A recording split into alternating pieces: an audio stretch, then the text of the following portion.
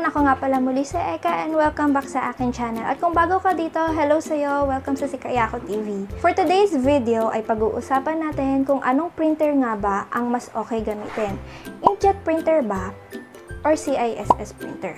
So ano nga bang pinagkaiba ng dalawang printer? Ang inkjet printer ay ginagamitan ng ink cartridge. Yung ink cartridge, sinasalpak mo lang siya diretso sa printer.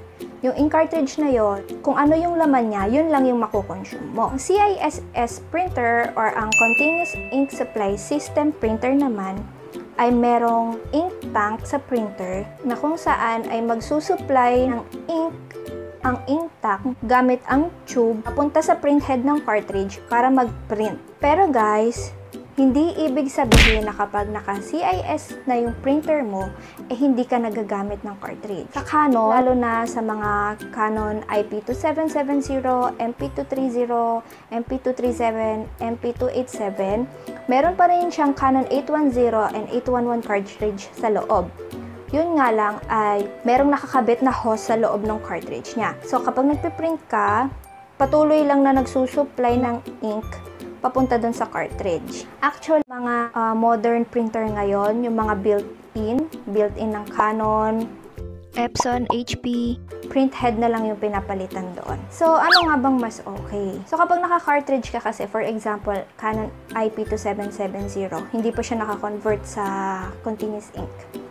Pag nag-print ka ng marami, ano lang yung kinaya ng cartridge mo, hanggang ganun na lang. Kailangan mo uling bumili na panibagong cartridge. Unlike kapag naka-convert yung Canon IP2770 mo, continuous lang yung pagkuha ng ink doon sa mga ink containers niya. So, mas makakatipid ka kapag naka-continuous ink ka.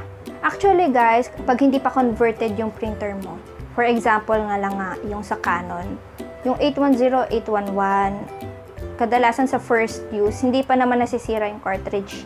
Kaya may ibang tao, pinaparefillan nila yung mga cartridges nila. Yun nga lang, syempre, hassle kapag magpaparefill ka kasi kailangan mo pa kumontak ng magsa-service. Unlike kapag naka-convert na yung printer mo, dire-diretso lang yung pag-supply ng ink doon sa cartridge. Sa CISS, malalaman mo kung kailan mo kailangan magpalit ng cartridge. Makikita naman yan sa printout. Ink tank, hindi.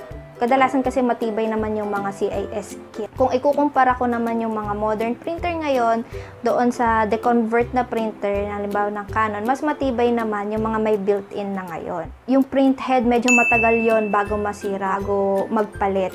So, mas makakatipid din kayo sa mga built-in. Kung alam nyo yung proper na paggamit ng printer, saka mag-maintain ng printer nyo, siguradong tatagal naman yung lifespan ng printer.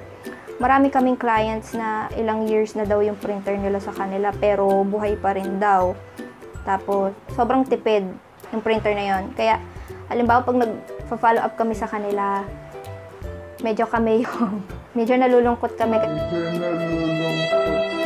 Medyo nalulungkot kami kasi kapag nag-follow up kami, lagi nilang sinasabi na marami pa silang ink, okay pa. So, yun. Siyempre, pag wala kaming na-follow up, walang napa-order, walang benta. Saka guys, sa paggamit ng printer, lalo na pag continuous ink, make sure lang na gamitin nyo siya. Hindi natin kahit every 2 weeks, mag-print lang kayo ng kahit ano, full page, mag-print lang kayo ng may picture, documents, mag-print ka lang. Pag na-stack yung printer mo, kahit naka-CIS yan, hindi mo maiiwasan na meron pa rin clogging pa rin sa printhead or dun sa cartridge niya. So, that's it for today's video, guys. I hope nakatulong ang video na ito sa inyo. Tapos, para sa mga inkjet printer user or CISS printer user, mag-comment naman kayo kung ano bang mas okay na printer para sa inyo. Para ma-share nyo rin yung experience nyo sa ibang makakanood na video na to. Please like and share this video and please subscribe to my channel kung hindi pa kayo nakapag-subscribe. And please click the notification bell para ma-notify sa mga bago kong uploads. Thank you so much for watching. See you on my next video. Bye-bye!